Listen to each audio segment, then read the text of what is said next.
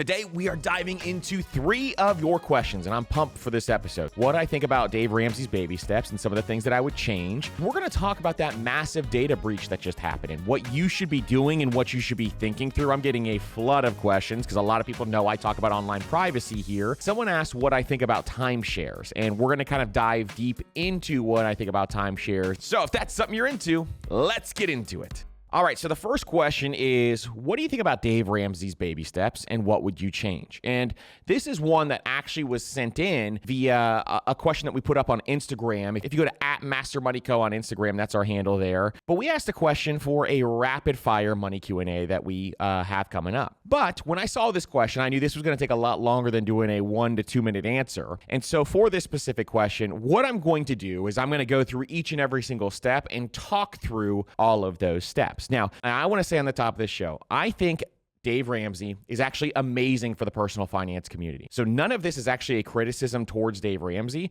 But what I am going to go through is say there are some steps that I disagree with, and we can agree to disagree. That is completely fine. But I also think the net positive that Dave Ramsey brings to the personal finance community, he has changed millions and millions of lives. And I don't fully understand the hate that some people bring towards him and his team. I think they're absolutely amazing in the stuff that they are doing. Some of the stuff may be less optimized than would be in other avenues, but I still think, for the most part, he and his team are a net positive for the personal finance community. So this is no shade. This is no hate towards the Ramsey camp whatsoever. This is more so me just kind of talking through my opinion of some of the baby steps and how I think I would change some of this stuff for people working through this. Now, if you are somebody in debt, and you are deep, deep, deep into debt, he has a ton of fantastic advice, and he has one of the best systems on how to get out of debt, and he has gotten millions and millions of people out of debt and out of the chains of debt. And as you know, those chains of debt will absolutely destroy your wealth building ability, so you need to make sure that you are getting out of that debt. And what he is doing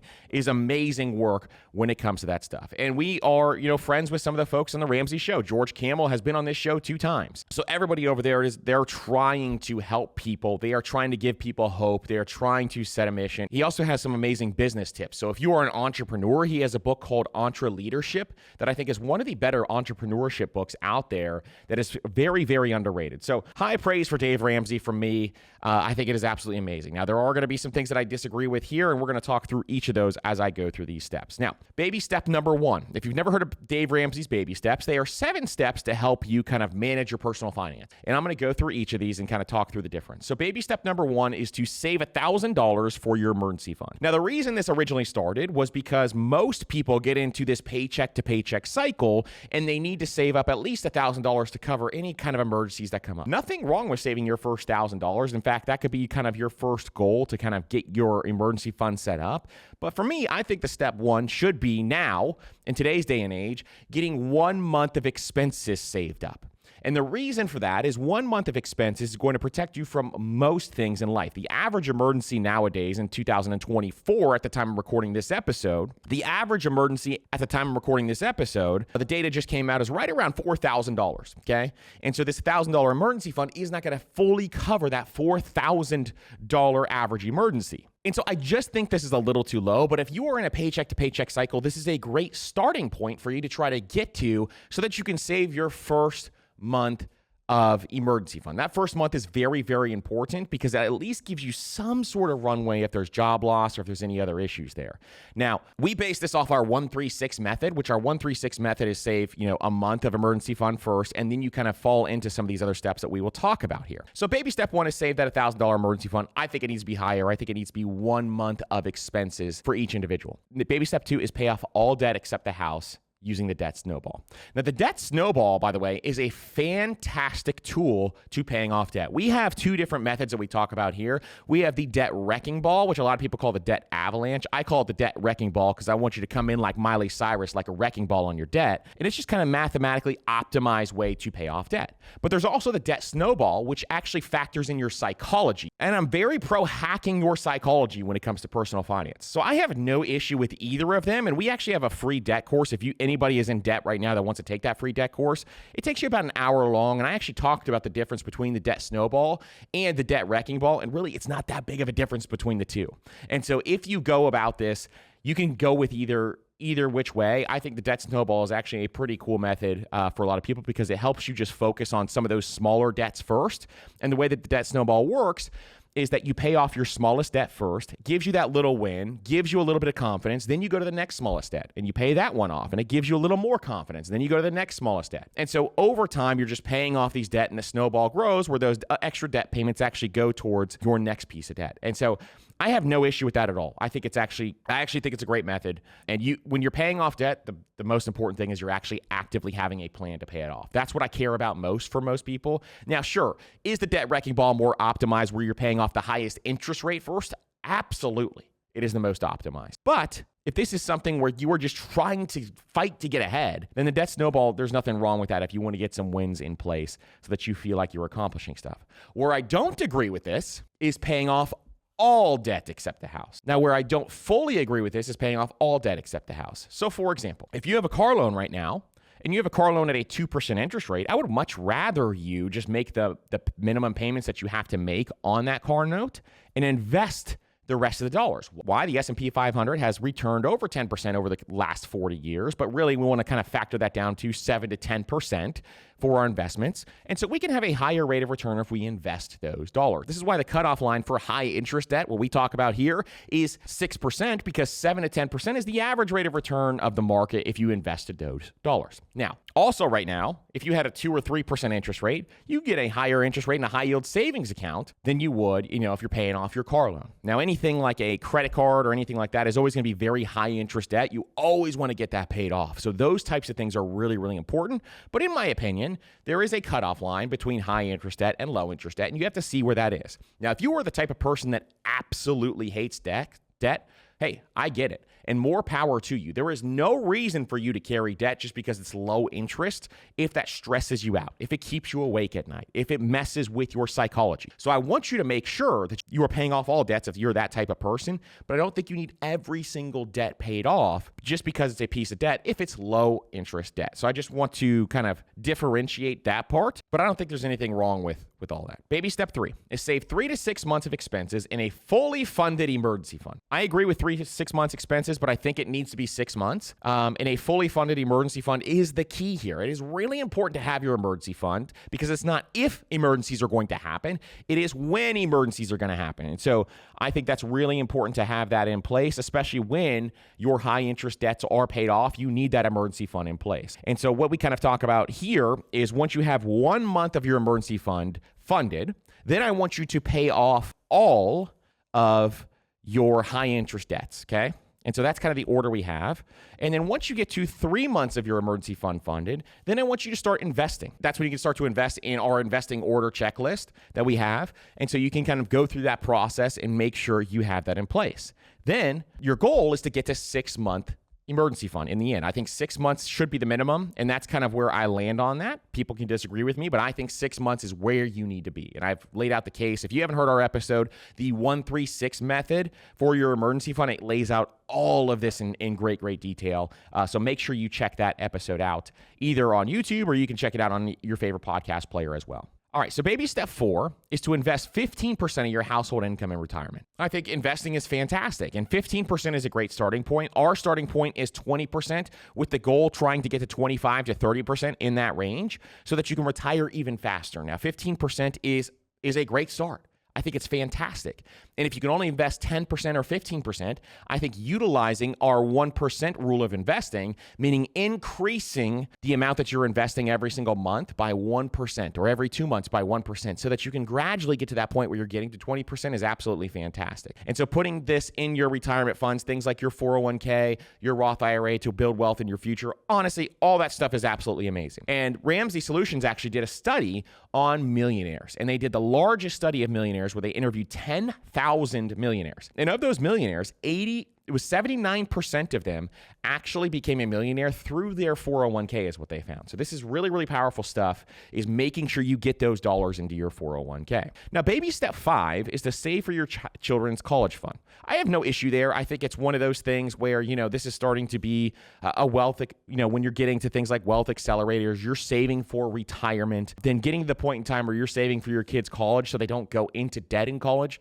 I have no issue with that, but you have to take care of yourself first before you start to save up for your kids' college. If you do not take care of yourself first, you are going to go into retirement, and in your retirement situation, there are no loans in retirement. There is no way for you to get out of a situation where you do not have enough retirement money. So your retirement always comes first, then you can take care of your kids. It's the oxygen mask method. So whenever a plane is going down, you put on your oxygen mask first, then you help other people.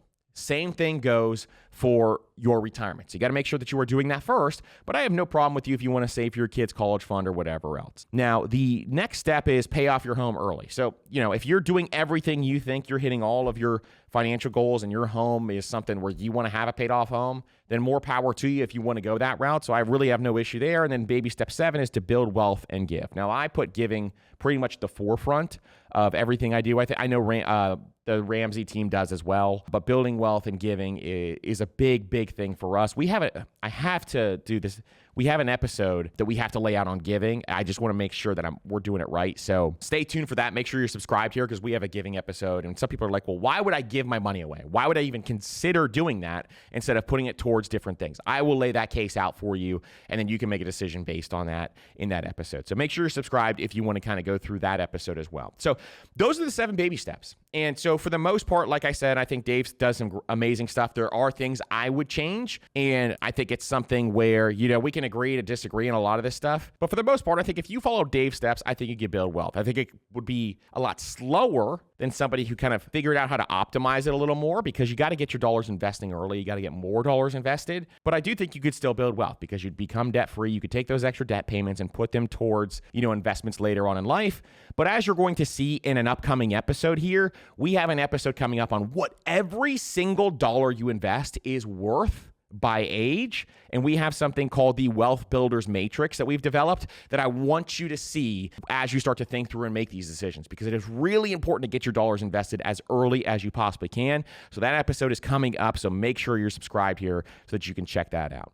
So that's what I think about the Ramsey baby steps. I think that they've helped a lot of people. They've helped tons and tons of people. But there are some things I would change. I laid it out here. So if you guys have any other questions on that, or if you want to challenge me on those, send me an email, because I'd love to hear your thoughts on that and why you would think differently than what I'm talking about here. So great question. Thank you so much for sending it. Now let's talk about the massive data breach. All right, question number 2 is there has been a massive data breach, and a lot of articles are coming out that millions and billions of people have had their social security number stolen. And this is something I think why we talk about so much about protecting your finances online. And you hear me talk about this constantly because I know this is going to happen more and more and more. And if you do not take these actions, you could lose a lot of money. And the reason why we're talking about this is because I don't want you to lose your life savings, or I don't want you to lose a massive amount of money because you did not take some of these actions for this massive data breach. So you're going to hear me talk about this all the time because of this reason. It's happening constantly. And this is one of the bigger ones that I have seen thus far. It might be the biggest. And we'll kind of talk through what's happening here. So here's kind of the key points if you have not heard about this. It's called the MPD breach, or the National Public Data Breach. And so basically, National Public Data, which is a major dealer in personal background checks, it's a company that does background checks, a bunch of different things, confirmed that sensitive data, including social security numbers, have been compromised. So this breach started as an attack in December, and this confirmation that the data leaks happened in April, and they also happened again in August. And so the problem here is that this breach potentially exposes names, social security numbers, emails, street addresses, phone numbers, and other personal details. This is a problem. And the problem is that if they have even pieces of this information, what you need to be doing is working hard to remove all your other information on the internet so they cannot collect all of it. Because if they have your social security number, we have a lot of difficult things that we have to put on hand here. So I've told this story in the past. I've had my social security number stolen before. And they tried to open student loans in my name. They tried to do all these different things, which is why I'm kind of passionate about this, because I know how annoying it was to have to go through that process. And so there are a lot of public and industry concerns right now. If you read all the articles, things like in the New York Times had a great article about this. There's a bunch of articles out there, and I'll link these up in the show notes. But there's a bunch of articles out there kind of talking through this process. So if you kind of even just look at the security data breach, you'll see them pop up if you Google them. But unlike credit records, there is minimal regulation on data brokers who collect and sell personal information. This makes the industry particularly vulnerable to data breaches, okay? And this is why we talk about making sure that you utilize services like Delete Me. Because what Delete Me does is Delete Me is a service that removes your personal information online, and they go to these data brokers and they say, hey, you've got so-and-so's information. You need to take that off so that people can't access their information. And so all these data brokers have your information, and they are allowed to sell that information to other people who are willing to pay for it. In addition, if you Google your name or your address in quotations, you're going to see a bunch of different websites with your information on there. Delete Me's job is to take that information off, and they do it for a very low price, which is absolutely amazing that they are able to even do this process for that low of a price. And so that's why I love this service, because originally, when I started to try to take this information off of these data brokers' websites, it was very overwhelming. Then started utilizing Delete Me. A friend told me about Delete Me. I started to use Delete Me, and all of a sudden I could remove that personal information. All of a sudden they were able to remove that personal information from thousands of different websites. And so I think this is one of the most important things that everybody needs to be doing, is removing their personal information online. So if you go to joindeleteme.com/PFP20, you can get your personal information removed from Delete Me. They have a bunch of great plans there, and that'll also save you 20% off. I'm super passionate about this. That's why we partner with Delete Me, because they are so amazing when it comes to this stuff. I cannot recommend them enough.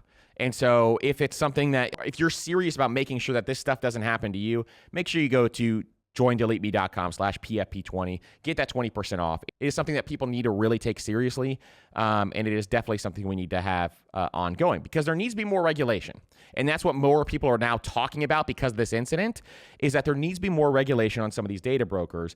It is pretty loosey-goosey when it comes to what these data brokers can do. Delete Me helps you fight back on that, but also there needs to be regulations on how they can handle your data, because once it's compromised, you remain vulnerable. And because you're vulnerable, if they can get a piece of your information off of one of these data brokers' websites, they can put together the complete picture and be able to apply for student loans, and be able to go out there and apply for your name and credit cards, or be able to go and apply for personal loans in your name.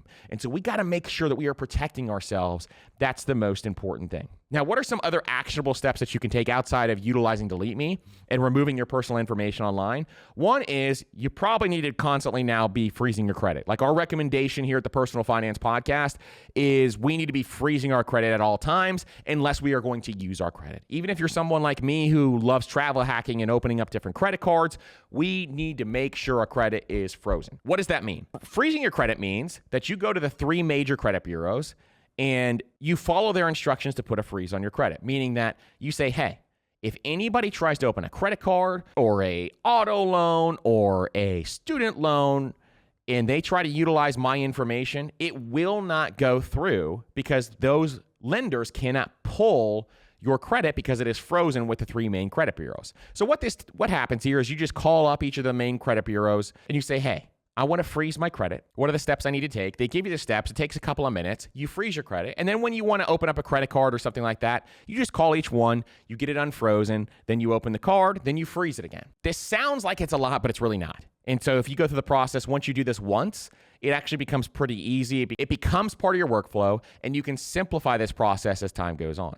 So the 3 main credit bureaus, if you don't know, are Equifax, Experian, and TransUnion. So you contact each of those. You can just say how to freeze my credit. You can even go to ChatGPT and say, how do I freeze my credit with the 3 main credit bureaus? It's going to spit out the actual step-by-step guide on exactly how to do that. We have episodes talking about that as well. If you wanted to, check that out. And if you want, we'll put together a credit freezing guide so you guys have that in place. Number 2 is always, set up 2-factor authentication. That should be for everything that you do, only because it just creates an extra step for making sure that you have that additional added layer of security with all your bank accounts, and having that enabled is just going to protect you more and more. Another one is to monitor the dark web, and there are now dark web monitoring services that you can subscribe to. I have not tried these yet. I'm actually going to try them now. And so this is something I will kind of keep you up to date, but there are dark web monitoring services that you can utilize that checks your information and sends removal requests on your behalf. And so if that ever is something that you are interested in, please let me know and we can look through that. If you have ever utilized any of those services, please let me know which ones, and I'll kind of dive in and look at that too. Also, I know this next one is a dumb tip, and I actually last time I said this, I think a couple of people sent me messages like, "No, duh, dude." But strengthen your passwords. If you're using the same password or you're using like the same 3 passwords that for every single website, which I was guilty of this for the longest time, you need to come up with a unique password for every single password. So there's sites like 1Password or LastPass that'll help you kind of create unique passwords for every single website. And then all you have to remember is the password for LastPass or for 1Password. And so definitely strengthen those passwords. Limit your social media visibility in terms of how much information people can find about you on social media. A lot of these hackers now are utilizing social media to find and take the rest of the information that they need. And social media actually tells them a lot more than you think. So just make sure that you're limiting the visibility of your personal information. You can keep it broad. You can, if you love social media, keep it broad. But if you can, set them to private. There's a lot of things you can do there to kind of protect yourself. It's really important to do that. And then delete unused accounts is another big one. So this is one we haven't talked about yet, but if you have unused accounts for anything that you don't use anymore, go in there and delete them because this just increases the amount of websites that have your information out there. And so if you can delete those unused accounts, it's going to be super, super helpful to your bottom line when it comes to how much of your personal information is out there. So it is really important to be proactive with this kind of stuff. These incidents are going to happen more and more and more. Utilize Delete Me, freeze your credit, go through all these processes. It is so important to have a financial protection plan in place. And I need you to remember that this is going to happen again. So if this is going to happen again, it could very easily happen to each and every one of us. The ones that protect themselves the most are the ones that are going to survive some of these things because they get more and more frequent as people get better and better at hacking some of these systems. So please do whatever you can to review and adjust your financial protection plans. And if you guys want us to put together some sort of program on this, please let me know on that as well. And we will do that. But I think there's a lot more information that we could talk through on some of this stuff. And so it's really important that you have that plan together so that going forward, you'll be able to protect yourself online. All right, the third question is, what are your thoughts on timeshares? And this is a question that I think most people know what I'm going to say about this because they have a really bad reputation. And timeshares have a really bad reputation for a very good reason. And so I'm going to go through and tell you the reasons why I think timeshares are probably the same thing as taking a pile of money and putting it in a bonfire and setting it on fire. If you're okay with setting money on fire, then more power to you. Dive into a timeshare if you just like that location or whatever else you want to do. But there are way better ways to spend your money than to put it into a timeshare. Do you think I'm opinionated about this? All right, good. So timeshares, number one, are a depreciating asset. They are not an appreciating asset. They are a depreciating asset. So it's the same thing as buying a car or buying a boat or going out and buying an RV. These are things that are just setting money on fire. Now, listen, I got myself a golf cart. Your boy drives around town in a golf cart. I got a depreciating asset. There's nothing wrong with buying them, but you got to make sure that they are things that you value.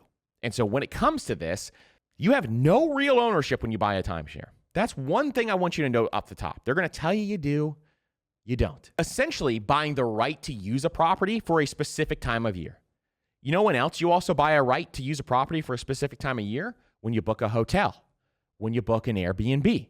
And timeshares usually depreciate. So if you try to resell your timeshare, usually you have to sell it for less than you paid for it. Now, I don't know if there's a market to buy really beat down timeshare assets. There probably is out there. That might be something. I don't know if there's a market to buy into like really beat down timeshare assets. I'm sure there are, but that's not the business I would want to be in. There's also limited market appeal. Most people know that timeshares are bad investments. And so there's limited appeal for a lot of people to buy into a timeshare. And honestly, you're not going to make money on it. Trust me. Secondly, timeshares have really high initial costs. Meaning when you buy into a timeshare, they are typically a ton of different fees. You are paying for the commission of those folks who are giving you those Mai Tais in the presentation or whatever the free thing is, the free TV or whatever else they're giving you when you go to a timeshare presentation. The sales presentations are very high pressure, but they are also very overpriced. In addition, most people finance their timeshares, and you have financing costs that are associated with this. So you have financing costs associated with a depreciating asset, and typically these financing costs have very high interest rates. What do I think about high interest rates? You should not be getting into anything with a high interest rate. So it's really important to make sure that you're avoiding that at all costs. 3, they have ongoing maintenance fees. This just keeps getting worse and worse and worse, doesn't it? And so because timeshares have ongoing maintenance fees, they have things like annual fees. It's like you're in the middle of an HOA, but you don't really get the benefits of an HOA. And these annual maintenance fees can increase over time, and there's not much you can do about that. And so you're stuck with these ongoing fees on a depreciating asset that you will not be able to sell for more than you purchased for it. 3 bad things.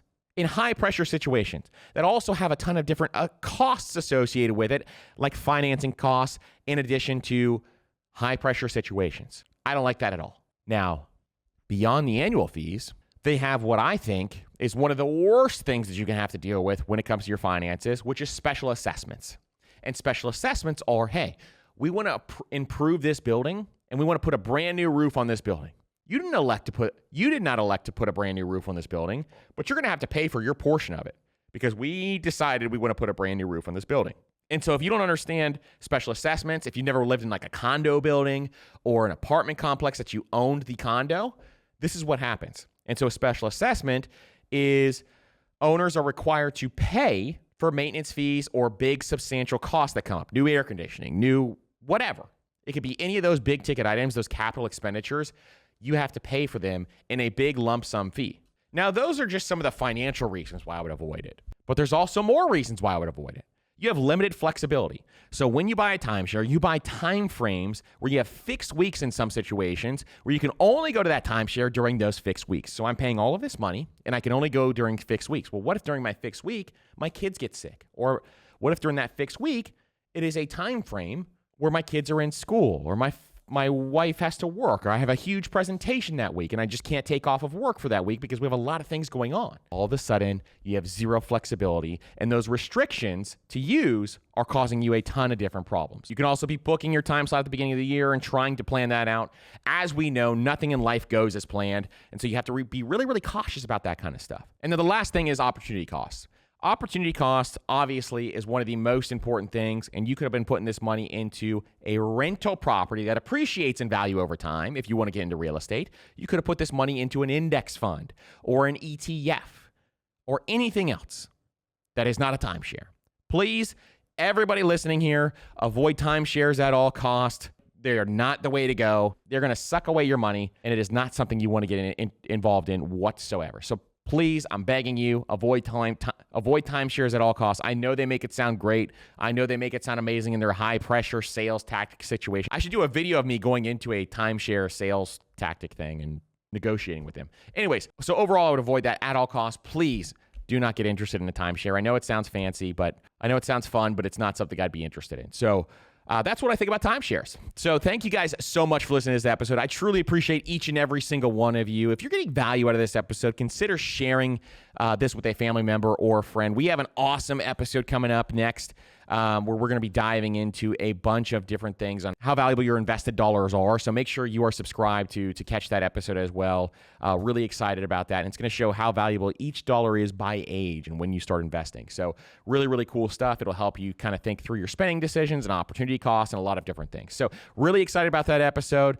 Thank you again for listening. I hope you guys have an amazing, amazing week and continue to build wealth this week. We'll see you on the next episode.